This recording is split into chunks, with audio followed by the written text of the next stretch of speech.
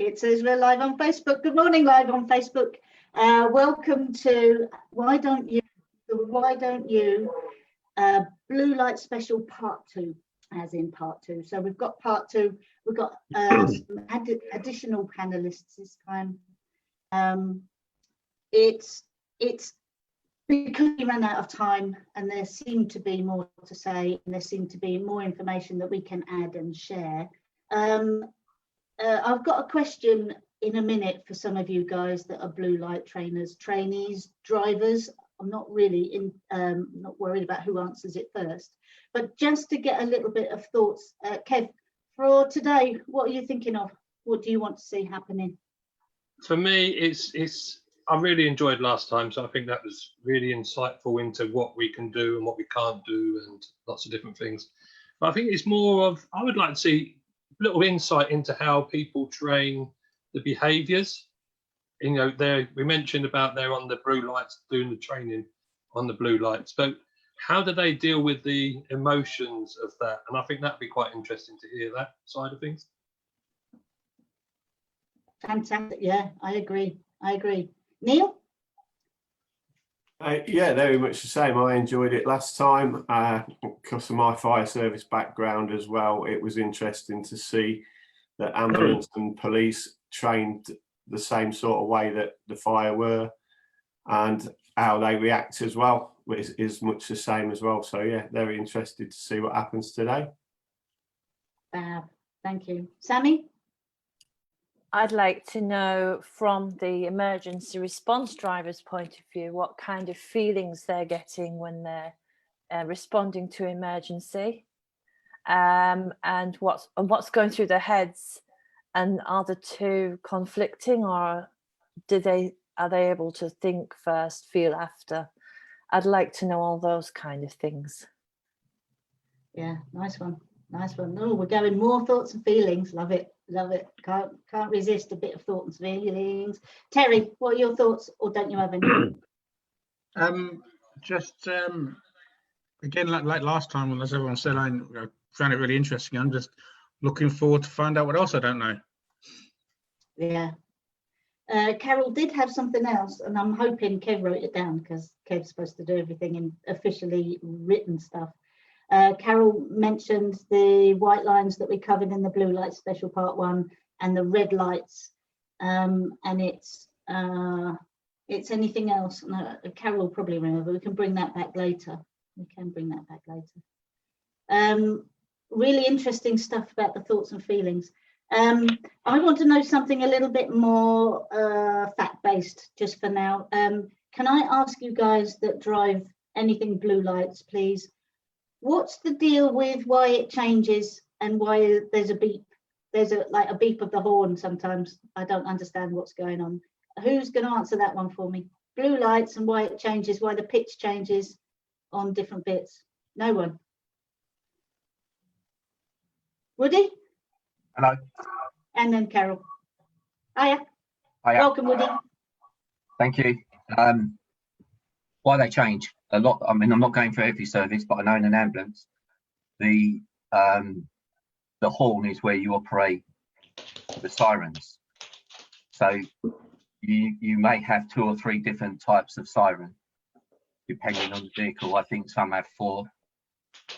I don't know if this has been explained, but they throw out the noise in different directions, and some are for close contact and some are for far contact. So for instance, you have what you call the wail, which is the one where you're trying to catch the attention of people further down the road. Right. And you operate that through the horn. So that's why you get a beep and then the change of tone each time. Right. So that's actually how they do it. So they're not actually saying you've done something wrong, or because that's what I've often thought, because it beeps sometimes when they're next to you. You know, it's like, well, what did we do? You know, if you're with a new driver, that's what they'll often say. But that's a little bit of information. So that's useful for me. So that they've got different tones and different types of sirens for what the environment is. Yeah. Brilliant. Thanks, Woody. Thanks, You Woody. do think essentially, if you're coming into a busy area like a roundabout or a traffic light system or something where you really need to get people's attention, you'll get the fast tone. You'll get the much louder and it's much faster, which is in some cases called a yelp. And there's another one which is a piercer, which you quite often hear quite often the police use this going through the roundabout. They put the piercer on, or you know, any of the emergency services really. But the change of the tone is what catches people's attention. So you could follow someone for 5 minutes with the same tone, and the moment you change the tone, they suddenly give you that awareness that they know you're there. And it really is. It is amazing how just the change of the noise alerts the person that you're trying to get their attention. Right. Fabulous. They've done nothing wrong. Yeah. Well, it's nice to know that there's nothing wrong. It's just a gap in our knowledge. Carol, did you want to add anything? No, he's covered that quite well with the sirens. So yeah, no. But some people that they sort of panic when they hear the sirens because they don't know where they're coming from, and I think that's the big one is actually where they're coming from with the sirens. So when we're approaching a hazard, when you do hear a siren, you know, try not to panic and just try and plan with your driving how your thoughts and feelings are going to make you behave when you get a little bit closer, and how you can react appropriately to the siren so we can make a passageway through or gain that way through if it's safe. That's it. Brilliant. Thanks, Carol. Thanks, Carol. Keith, now not Woody, Keith, we've got two. Woody, you weren't here earlier, so you didn't know there's a Keith as well, so that's going to be confusing for you. Keith, go. I was just going to say that if the people keep the same siren on all the time, it becomes immune and people don't actually hear it, they don't take notice of it. So that's the reason why a lot of change of tones, which will alert people more better. Brilliant. Thanks, Keith. Kim, in the olden days. I'm going to refrain from what I nearly said, sis. Yeah. In the olden days. Yeah. Talk to me about the olden days. Right. Well, in this vintage, in the 70s, they were just two tone horns. And you used the car horn to emphasize your presence when you got close to people. So by the time I did a second stint in the 90s, we had sirens, and I guess it's not too different now. We had separate switches to control the different yelps, wail, whatever from memory that they were. But I think what Woody was saying now is that it's connected to the vehicle horn system. So multiple presses of the horn bring on a different tone. Is that right, Woody? I think that's what I understood. So that explains to me now, as an old person, why there's a little toot every now and then. But no, and I have to say that I think the biggest improvement I ever noticed was the visual aids, actually, because just that here on that little tiny blue light in the old days and your headlights on in the daytime, nobody ever saw you coming, really. So big bar lights now and alternating flashing headlights just as a driver now, that's what I think I see long before I hear a siren. I shall now shut up. Well, that's trouble with age. I think it affects your hearing. Neil, I'll come to you in a minute. Brilliant. I'm glad because we're getting input from all the services. Ed, you've got a slightly, well, you were going to talk about police kind of blue lights. Yeah, there's, and I think it's the same in all services. The way that the horns are turned off, there's a double tap that's fairly quickly to actually turn the horns off. Now, one of the major problems we find with young trainees is that they get too excited when they're changing the tone of the siren and cycling through, that they accidentally turn the sirens off. So don't be surprised. And get this point across to students is that sometimes tones can accidentally get cancelled because they cycle through them too quick. So a double tap of a pause of around about 1 to 2 seconds between the strikes will actually cancel the sirens. Then you've got to re-engage them again. And in the police, we have ooh la la ones. We have the French tone, and a lot of students don't like the ooh la la, so they'll try and skip around that and they'll cancel that one rather quickly. So yeah. That's why sometimes you'll hear sirens go off and it sounds like a little bit aggressive because there's like, you'll hear the double tap of the horn as well. And it's purely just trying to get the tone changes correct. And that comes Right. down to how they're feeling. It's that excitement and adrenaline that's running through the bodies. It starts to affect the physical control of the car as well. Absolutely. Because you're talking about the cortisol and the adrenaline rush. Yeah. So as a blue light for your guys, as you're training blue lights, and Kim, you must have found the same thing. It surely it affects what happens to you when you get there. That adrenaline rush, and the cortisol, it's fight or flight. They're fight or flight hormones. Fight, flight, flock or freeze, as people like me to say. But it encourages those kind of reactions. Andy, I'll come to you in a second. Because Ed, you're a trainer, and Kim, you're used to doing it. Does it make a difference when you've got all this stuff? Because you said last time, Kim, how you get kind of immune to the sirens. Would you agree, Ed, that do you think, when you retrain, and Carol and anyone else who's a trainer of blue lights? Neil, I'll come to you in a minute. Yeah, definitely. It's something that the driver has to be very aware of, and they have to be very aware of how their emotions are actually affecting the way that they're driving. Depending on the type of job that they go into, adrenaline is going to run higher or lower. I mean, if they're just going to a normal domestic that they go to every week and it's just a case of settling people down, the adrenaline isn't there. But if they get what we call a code zero, which is where an officer's pushed the red button, and it's a case of everybody get there because it's all going to rack and ruin, then the adrenaline is going to be really high.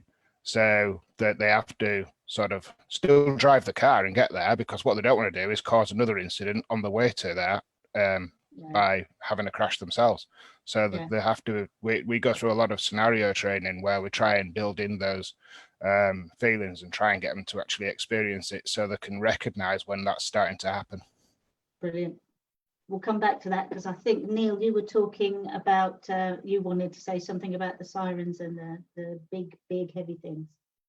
Yeah, so with the fire engines, that when in my day, they've got the two sirens on, like Keith was saying, the yelp and the piercing one. But they've also got a larger, louder horn as well that warns people when you're approaching crossroads, traffic lights, whatever. And it's just a quick, real loud truck horn, shall we say, and then it switches straight to the yelp or the piercing sound, whichever. It's all controlled by the driver's clutch foot. So really, yeah, because they're all automatics nowadays. Most fire engines are all automatics, so you've got a spare foot there to be able to control the horn with at the same time. Wow. So See, it's slightly learn different to the others, but yeah. Fantastic. Andy, you were trying to say something ages ago too. You have to unmute yourself, Andy. Otherwise we can see you talk. There you go. Thank you. Okay. Yeah, when they were talking about the double tap to turn the sirens off, if they're not careful also, when they do the double tap and mispress the buttons, they can also move this. The intention might be to turn the siren off, but it might actually move it onto the next tone as well. Does that make sense? Brilliant. Yeah. And also, they're talking about the different types of siren. I think there's quite a skill involved with the driver as to which siren to use and when to change them as well to have an impact. I can see lots of, a couple of nodding faces. Yeah. Nice not one. just I think changing there them is. for- Well, it's a specific training you have to do additionally. So it's not just driving on blue lights. So we always think, and I'm surprised that one of the others in the crew can't control that bit. But I suppose it needs to be the driver, because right, Ed. Yeah, got to remember to hit the unmute button. It's very much the driver's choice, and it's a preference to the driver. So to have somebody else in the car doing that control would interfere with the driver, because the driver may want one turn on, and another member of crew would have a different turn on, so that wouldn't work at all. There'd be just too much confusion that would distract the driver then, and it's an unnecessary distraction in a high risk environment that a driver doesn't want. Yeah, I suppose it's I hear what you're saying. It's an added distraction and therefore a risk. Grandfather Kim, go for it. Ha! I was just, I'm assuming nothing's really changed in real life, just the calendar for these things, but the context of the emergency call can vary from when you start your blue light run to as it develops and you're listening to it on the radio, and sometimes you can be stood down from something or something can be upgraded whilst you're en route. So in my experience, 1,000,000 years ago, it was not uncommon for you to think, right, I need to make a bit of progress here, but you don't need to start driving really fast but then it's something might escalate. So now you change the approach to how you're dealing with it, and particularly your use of sirens, etc. Because sometimes you just want to make progress through heavy traffic to get to a relatively minor incident as opposed to an all-out terrifying shout. But I don't know if the others would agree with that, but that's what we don't know, me as a driver now, is where you guys are going and how important it is. I just want to get out of your way. How you choose to do that, it's not for me to judge or have an opinion on. You know, if you need to make loads of noise, fine. If you just want to zip up quietly, that's fine too, because I know you know what you're doing. And that's kind of what I'd leave it at myself. But anyway, I'll shut up again now. Yeah. I hear what you're saying. There's another question I have for you guys, coming to you in a second, Keith. Another question for you guys then. How frustrating is it when you're following on a dual carriageway motorway style thing and the ones in front just don't move out the way? Isn't there a solution? Is there a solution to making people see you? Because motorway speeds, obviously you can't hear, so the sirens are ineffectual anyway at that kind of speed when someone's got their music on driving along lane 3 and they don't move. But Keith, go for what you were going to say. I was just going to say, on the first page of the driving manual, it says drive to arrive, which is what it's all about, really. As you say, if we go too mad, we're going to cause another accident and we're not going to get there to what we need to be, kind of thing. So yeah, drive to arrive. Keith, you're talking about a different kind of manual, because I thought of the driving instructor's handbook when you said that. So what manual do you mean? It might be an old one, probably 21 years old, but it does say on one of the books that when I started driving, it did say basically drive to arrive. Yeah, I read that one. I didn't read, well, me and reading books, it's not going to go down well. Ed. Yeah, the one we use is better to arrive late in this world than early in the next one. Yeah, that's a familiar one. Moving on then. Okay. Yeah, I was just going to ask a question. I mean, you touched on some of the excitement and the adrenaline that goes through when they get a different type of code comes through. Code 0 seems to be the top Nick. one. How do you use that in your training then? Because I know some of you are or have been driving instructors teaching learners, but how do you incorporate that into your training for the blue lights? I'd be really interested to hear those sides. So no one's put their hand up. Woody has. Mick, I've remembered you put your hand up a little while ago. No, you didn't. Okay. Woody, please. I'm not sure if it's the same, but I think it would be in all the services. But certainly in the ambulance service, we're trying to train people to drive the same way despite the call. So the speed that you use, depending on the category of the call, should be the same. So we're trying to tell our students not to go faster because it might be a a child, or it might be someone that slipped over, or it might be a cardiac arrest. But obviously human nature is one of those things where people struggle with that. But we try and introduce that in our training, that it's the same approach, no matter what the call is. So obviously emergency call. So do you, sorry, I'm just going to, do you sort of like practice saying to them, right, this call's come through, this is how I want you to drive, or to put them in that situation, or differently? I think it's really difficult because I try to use scenarios. So I'll just say to someone, they've got a code 1 or whatever it is, category 1 call. How are you going to drive there? And we'll use Q&A and things like that. And if they say anything different than what they would on a category C, then their mind is obviously then thinking about the incident, which is, we call it red mist. So what they're doing is they're driving in a psychological way, which then loses the safety value of it. So they still use drive to arrive in the NHS.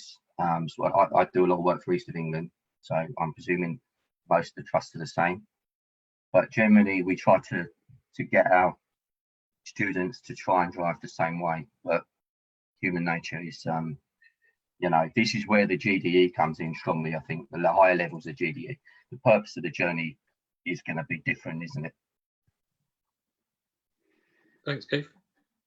Yeah, it's a really good one. Carol, I'm so glad you're going to say something. I'm so glad. Thanks, Woody. Thanks, Woody. Okay, so some useful stuff. I think in all the time that I've been in the blue light industry, it's changed a lot from a tell environment to a more thoughts, feelings and beliefs. And we do scenario drives, and that doesn't always emulate the feelings that they're going to get in the real world, but it's a way that we can work to developing their own self-awareness and responsibility, because they can only fill the gap of their behaviour behind each call.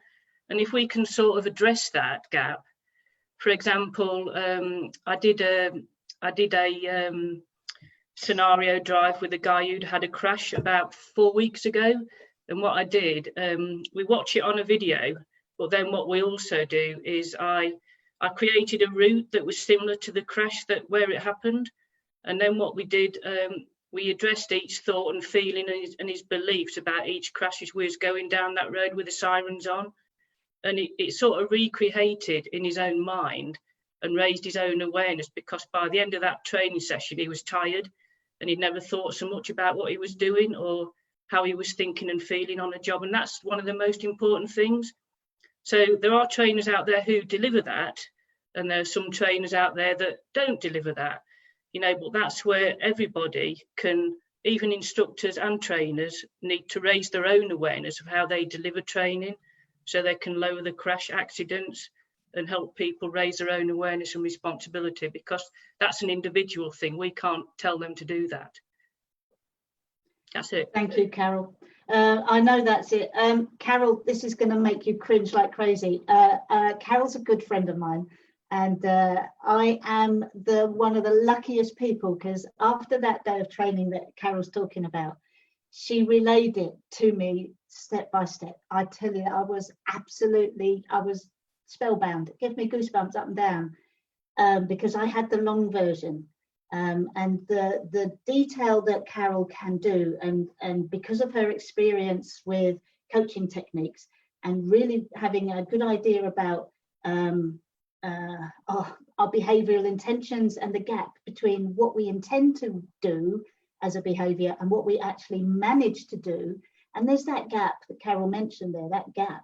And that is what Carol nailed. I was absolutely gobsmacked. Sorry, Carol, I know that's probably not comfortable for you, but I just wish that could have had its own one of these. And I think it would have been such a good example of how do you upscale your regular driving instructor skills to really address the GDE for new drivers, as well as people who passed their test donkeys years ago, because that guy had something like 20 years experience on blue lights, I think. Yeah, 18 or 20 years blue light experience. But thanks, sorry Carol for doing that. Keith, you ran and got your book. Wrong one. I saw you appear with a book. A different one. All right, right. Brilliant. So it is a handbook specifically. That's what I wanted to know specifically. Di, good. Thank you.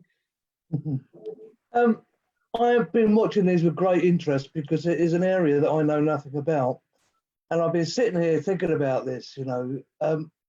I've been a driving instructor for many years. And I've done the best that I can do to teach my pupils to deal with blue light drivers. However, you look in the highway code and there's a little short paragraph of what to do if there's a blue light that comes up behind you. And that's all the information that I've had to pass on to my pupils. And that's the same information that was passed on to me as a driver. Now, I feel blessed that I'm here today and I'm listening to all of this and the vast amount of training that the blue light drivers actually have on how to use the blue lights, what to do in traffic, what you're expecting, you know, these other drivers to do. And compared to the amount of blue light drivers there are to standard drivers, and in fact, driving instructors who don't know what to do, apart from the highway code saying, don't panic. Well, that's a great bit of advice, isn't it? You know? So my question is really, how can we get this information, which is so important, out to the vast majority? What needs to happen? That's how I started off the blue light special part 1.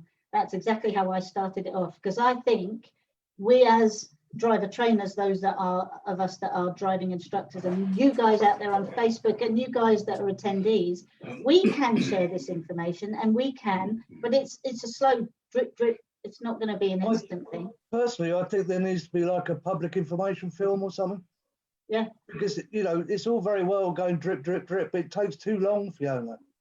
You know, well, why don't we do one? Why don't we do a condensed? Yeah, I mean, it needs to be a campaign to actually tell the public what they need to do in detail. You know, not just a little paragraph in the highway code saying don't panic, you know, because it's useless, absolutely useless. Well, and the thing about don't as an instruction, when it says don't do something, what do? Panic, of course. Yes. So it's that NLP, it's about how well it's programmed. And especially when you don't know what to do when you do panic. You know, because I think people have said here today, the thing that's in your mind is, I've got to let this person through. It could be really, really urgent. I don't want to be, you know, responsible for somebody dying. So the panic is get out the way, even if you don't know how to get out the way or what the best thing is to do. We have no advice. We have nothing that says this is the best way of doing it, because it's a lack of knowledge. And, you know, it's all very well a handful of driving instructors, you know, the people watching this and the people in here now, it's all very well us now knowing exactly what the best advice is and to trickle that out, but it's not quick enough. There are 44,000 driving instructors who need to know this stuff. Yeah.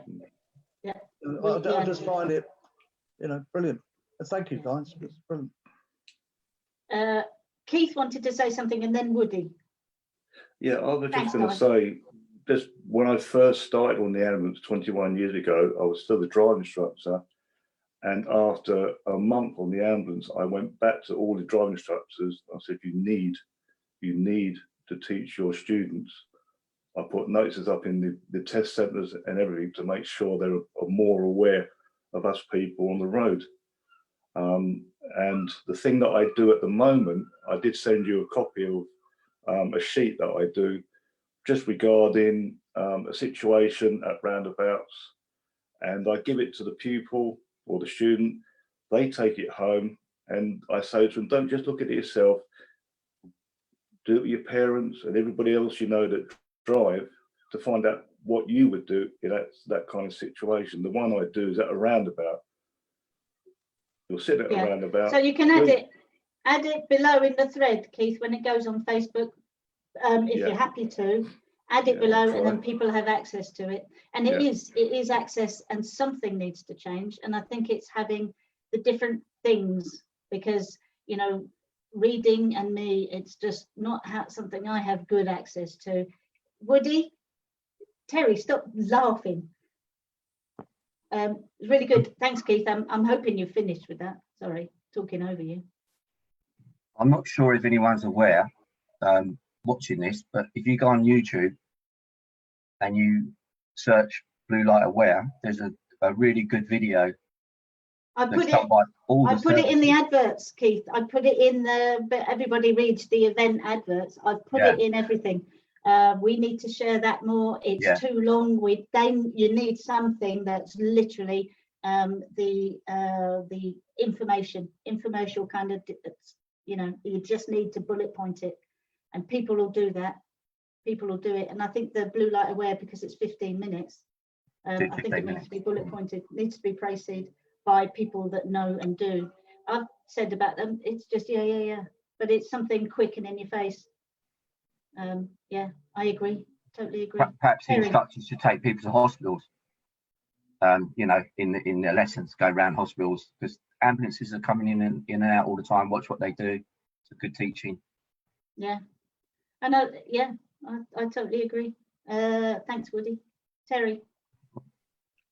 Could you just remind me not to upset Di in the future? She's a bit scary when she gets, You know I love you, Terry. You're okay. Terry's okay. Yeah, Terry's okay. It's just the rest of us that need to worry. Right. Is that it, Terry? Actually, I know Kim's got his hand up, so it's probably a good time if I can ask this quickly. I couldn't see Kim with his hand up. Oh, thank you. Can I ask Kim something quickly? Of course you can. He just said something really interesting earlier. The drivers on call, they can hear the conversation between the two people on the phone, the people phoning 999 and 999 call handler. They can hear that conversation. Well, I doubt it. No, sorry, I didn't make that clear then. No, I'm talking about the radio communication between the police control room, the other vehicles responding to the same incident, that will be updating as they arrive early, so that the control room will be updating those attending. Well, I'm guessing it's the same. I can't see it would have got worse. To updating people who are still travelling to the incident with what the situation is, because you can sometimes, something's reported as dreadful, awful, end of the world, and actually it's just fine, and it only needs one car to deal with it. So then you can start dropping people off, which then leads you to what I touched on last week, which was the art of now cancelling and switching everything off, which I could tell you a story about, but I don't think I'll waste your time on it because time is short. But and the other thing I wanted to ask, actually, can I ask another thing, Fiona? Of course you can. Okay, it's I'm interested in because sometimes these emergency vehicles need the lights on for a reason other than to make progress. For example, a rolling block on a motorway to bring the traffic from motorway speeds down to stationary, so that unseen business ahead can go ahead clearing debris, things like that. And one of the things we used to have to do quite a lot, and I don't know if you still do it in the ambulance these days, was slow ambulance escorts for spinal injuries. So the vehicles would go at walking pace because they didn't want to cause any further injury to the spinal injury, which would mean the police cars would form a protective box around it. So everything had blue lights on, and you'd go round drain covers and things like that if it was really serious, because the ambulance crew would want to choose the route over the road. So it meant we occupied all the road, but at walking pace, which when you're coming up to a roundabout caused all sorts of confusion. So what I'm trying to get at, I think, is that we, as drivers, ordinary, don't know what you guys need to do. So we just get out of your way and let you get on with whatever you're doing. That was my bit there. Yeah. Yeah, good bit. Good bit. I'm wondering now, Kim, is that the days before the restraints? So because we've got I don't know, that's what I'm here. asking, but yeah. I'm trying to put it in context that people would have assumed when they saw blue lights that everything was going to be moving quickly, but actually it was moving very slowly.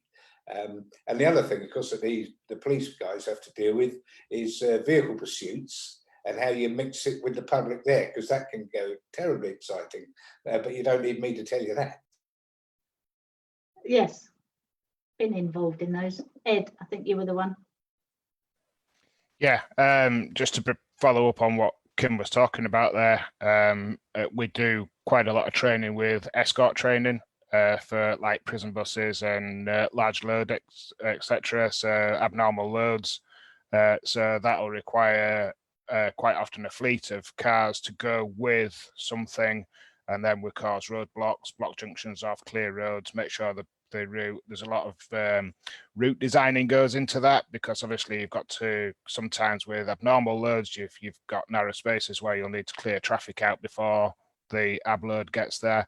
So yeah, it's not always a emergency response that you'll see. You'll just see the cars with blue lights. Quite often we won't use sirens at that point as well. Yeah, Kim was saying that last time. Yeah, go on, Kim. And that's exactly what I was getting at, is that we don't know what the purpose of the blue light and the positioning is. So just take your cue from the emergency vehicle and just keep out of the way, because there's all sorts of things that could be going on that we're looking for something that they're going to and we can't see it, or we don't know what they're doing. So just stay out of the way, I think. Communication's a big thing, Kim. I know some of our trainers advocate one of the passengers in the police vehicles, so they run in pairs, and then the passenger will get out, and then there'll be some communication going off to let people know what is happening. Yeah, it is confusing. It is confusing for us, especially, I mean, when you think about it, those of us that are driver trainers here, do you ever feel like you're overloaded with the amount of things that you want the new driver to understand, know, and be able to do before they go for test, or before they're driving around on their own? I think sometimes we can feel overloaded, and how can we always remember who's done what with whom? Kev, you know what I'm getting at? Yeah, I think sometimes it's our lack of information as well, though, isn't it? It's for us not to bring it in our training. I mean, for me personally, I bring a lot of the big lorries in because I used to drive them, so I'll bring a lot of that in. But I'm not very much a blue light trained, so I'll bring a certain amount of that in, but there won't be as much compared to the lorries. So, these are the sort of things that I think we need a broader knowledge base so that we can impart that information sometimes through coaching conversations, because that's where the real learning comes in. And like Carol mentioned earlier, having her coaching conversation with that student that just had a crash has longer lasting effect. So that's the sort of thing that's happening. I think that's what you was talking about. I've gone off on one, but there you go. Yeah, no, well, I don't blame you for going off on one. So basically what you're saying is, as the DVSA have changed the structure to include a more coaching approach, or client-centered if you prefer. I don't mind what you define words as, but where you really start to get that person to think and feel and know what they're doing as a driver, rather than you do this, this, and this to pass your driving test. But as we get thinking, feeling drivers, that would be a nice phrase, wouldn't it? Thinking, feeling drivers, to feel or anticipate the feelings of the driver of the blue light, whatever it is, or just if you've got them thinking about things, then maybe, Di, you can have that ideal thing of, what do I think I should do in this situation? What do I believe is the right thing now? And how do I feel? Because I'm feeling a little bit uptight about it. And that's what we need to do. We need to get people to do all of that. Neil, Di's got her hand up. Do you want to go before Di? Because you had your hand up first. Okay, so as trainers, I think it's getting pupils to realise the different size in vehicles. So the police car is probably smaller than the ambulance, and the ambulance is smaller than the fire engine. And it's getting them to realise what the different types of vehicles are going to do. A bit like Kev talking about heavy lorries. So fire engines are going to be a little bit slower, take a lot more to stop. And the weight that we talked about last time in there as well. So I try to get over to mine the different sizes and vehicles and how they will react differently. I don't know if the other trainers think that as well. Well, this is the thing. When I hear all you guys talking, I think, oh, I haven't gone into any kind of emphasis about lorries because I haven't driven one. I haven't driven a fire engine, so I haven't thought about the weight and, you know, those kind of differences. And it's sort of, it's good for me because it makes me think, and I will do better. I will think differently as much as I can, but it's vital. It is, and that's why we're doing this, and this is why it's a special, and we've arranged it on a Sunday because that's when you guys aren't training people to do dangerous things. And you've also got to consider as well is normally 9 times out of 10 there might be 2 fire engines coming together. You might get 2 or 3 police cars, but 9, I don't know if it's true, but normally it's 1 ambulance, or depending on the situation it could be 2. I don't know, but certainly, and then possibly the escort with the police. Yeah, certainly with fire engines there could be a 5-minute delay between the 2 as well, so it's just thinking about that as well. Yeah, we did bring that up last week. Always look for vehicle 2 or 3 or more, depending on what's going on. Because when you've got a really big event, you get a mass of blue light vehicles, don't you? So something like those terrible things that happen in London or wherever. Anyway, I'm going off on myself now, Kev. I'm getting it. After die, Woody. Yeah, thanks, Fiona. It was just coming back from something you were saying, you know, about thinking, feeling drivers and them doing what they think they should do, you know. And I think that's all very well, but if their information is limited, then the action that they take will also be limited, particularly if that emotion is affecting their behaviour, because they will do what they think is the best thing to do, but it's not always the best thing to do. But they don't know what the right thing is to do. And I think that's where, you know, these guys have a problem, because people just stop. I've seen people stop in the 3rd lane on a motorway. You know, they just stop and you think, what are you doing? But that's what they think is the best thing to do. You know? So limited information. It is limited information. So we could collectively come up with you know, like the only a fool breaks the 2-second rule, or think once, think twice, think bike. If we all came up with, and are they memes? If we all came up with a little saying or phrase, look for vehicle 2, blah, blah, blah. Go for it, guys. If anyone comes up with something in brief that would work, I'd be happy to share it. Imagine if we shared it, put it on bumper stickers. It would work. If you get it, why not? Why not? What's behind you?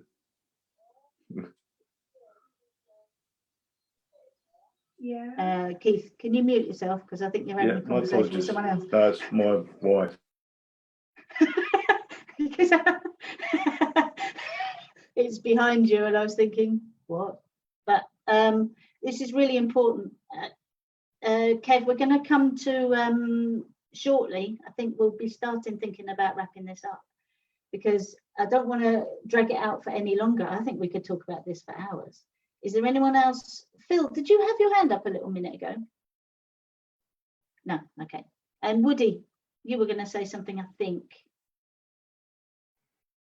All I was going to say is last week we was on a training run and we got flagged down, and just to say about how many vehicles respond to an incident. I've never seen anything like this. It's in a little rural village in Kent, and as we're driving through on blue lights, people are jumped in front of us, and they are obviously assuming we're responding to their call. And there's a guy on a scaffold, and he's basically, what he's done is he's angle grinded through his leg. So it's quite a nasty one. My guys, who are all, you know, experienced medics, have all jumped out. But by the time we left the scene, there was 9 emergency vehicles there, because it's a hazardous situation. There was they call it the heart team. So 3 of them turned up in one go. In the end, they decided to need a fire engine, so a fire car came down, then a fire truck, and the whole. It's only a small village. It looked like a major terrorist attack had gone off, and people were just panicking everywhere because of all these emergency vehicles as descending all from different directions into this one incident. And it surprised me how many people responded, but that's what sometimes happens. So it's not necessary that it's going to be a major incident, but yeah, just thought I'd let you know in case anyone sees anything like that, to just not panic, you know, because you could think it could be a terrorist attack. You could think anything, couldn't you? The more vehicles you see. Yeah, no, you're quite right. I think, you know, we do want to get out of the way. One of the things that I've noticed is just how people drive when they're following as well, because I'm sure, Kim, I know you've spoken about this because you're my brother, so I would have heard things, but how family members follow. So if you've got an ambulance, for sure, you know, and I know you guys are trainers more than, but if you've got family members following, or Kim, you probably had that thing where you've escorted people. Do you train to do that, Ed? With do you train to escort plebs? Kim? Sorry, I thought you were asking Ed. I beg your pardon. Well, I was Ed and you, and I don't know who's going to answer first. Well, obviously it was 2,000 years ago when I did it, so but we certainly wouldn't have escorted a non-trained blue light driver. We would have told them specifically to go in the traffic. If it's a relative, say, that from a what we used to call an RTA collision, now you just say, now you make your own way to the hospital in normal traffic. Don't don't do anything. Just drive to the hospital. But we certainly wouldn't escort an untrained driver. No, right, good. Because I've heard, this is hearsay, and this is the problem with hearsay, isn't it? This is what people have said to me. The police have gone in front or followed. No, it's a recipe for disaster. Yes, yeah. Right, yeah. Ed? Yeah, no, just back up what Kim said there. General advice is, yeah, just make your own way there. If it's essential, I have known it where the police have taken somebody, but not, that will be taking somebody in their own car, but not escorting somebody else. No, brilliant. That's interesting. Very interesting. But again, we're not used to it. We are not trained at all to drive at blue lights, and yet people validate. And there's the reason I bring it up is people say the noble cause, as in they're driving to a hospital, and that's the reason why they're attending the speed awareness course. So the noble cause and that thought, feeling thing, that process that goes on. Di, please. Yeah, very quickly, really, talking about people following, you know, these ambulance chasers, as we like to call them, you know, the ones who like to take advantage of blue lights. Is that an issue for you guys, you know, to know that somebody's actually chasing you down the road? You're clearing the road and they're following you. Is that an issue for you? Good question. Keith, you were saying yes? Yeah, I was just going to say that I've had many a situation where I've been taking a patient down to London, for instance, when I used to work in Surrey and down the A3, and you're looking in the mirrors and you're seeing the family racing up behind you, and they're doing all sorts of things. They're forgetting about all the other cars, and they're just following you. So you can imagine, and many a time I've had to stop and say, please make your own way there. Don't follow me. There's no problem there. Just make your own way. I'm just backing up the other guys with that as well. So you've actually stopped, Keith? You've actually stopped the vehicle? Yeah, I've had to stop the vehicle a couple of times and say, the patient's okay, don't worry, make your own way. They've got the red mist and they're just literally following behind you, and it's quite scary to see what they're doing. Very scary and very dangerous. Yeah, brilliant. Thanks, Keith. The ones I Last meant one done. more, yeah, the ones I meant more was not family. These are the ones who are just, you know, people taking advantage of blue lights, and you're parting the ways, and they're just following you down the road. Yeah, I think that's what I was getting at. There does seem to be that kind of It's unfortunate, but it does happen. And again, is it something that we should just, if it comes up in a conversation, to get people to think about as we're training drivers? I wonder what everyone else is thinking and doing. So it's not just us, our new drivers, the blue light drivers, but it's everyone else and their reactions. I think it's such a massive picture. And I do think we are the ones, as in we, the Zoomers and the driving instructors here, we needed the input from all of you experts. So I'm very grateful to you guys, and I'll say that again in a minute, but we'll have a bit of a recap, I think, from Kev. If you could go for a bit of, oh, Kev, Ed, and then Kev. Yeah, just as an example, something that happened on a course, I think it was either very late last year or early part of this year on one of the advanced courses that was running. They were doing a run on the M1 northbound at 100 plus, and they had a car come up behind, flashing headlights, right indicator, while the police car was in lane 3 of the M1.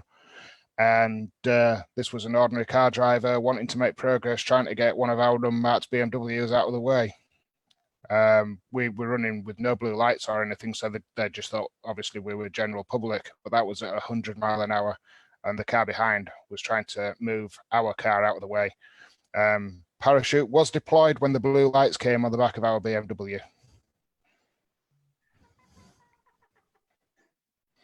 Probably shouldn't have laughed, should I? No, and another one was one that happened to me while I was in my advanced training on a bypass near, just local to me actually, just down at Selby. 2 white BMWs making progress down a hatched area in the middle of the road. So I was first car. I went past, no, I was second car at that point. We passed a line of traffic, and we passed an Astra VXR, which was probably doing around about 60. We were doing 90 plus. And the VXR, as I pulled back in after completing an overtake on a line of cars, the VXR dropped it a gear, and all you heard was this massive rot, and he passed us. He also deployed his parachute when we put the blue lights on as well. And his excuse was, I wasn't having 2 BMWs past me, I was going to have you both. Yeah. So I think, I mean, that's I mean, they're interesting stories. I'd love to hear the rest of the stories from all the other guys, because there would be amazing stories. I know Neil's got some fabulous stories. Guys, thank you. We're going to have a recap from Kev, please. Let's see how well Kev's done today. You've got to do both.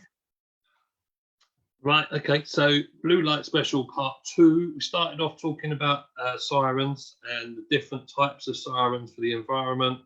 They're louder to get your attention, and also they will change tone to gain your attention as well.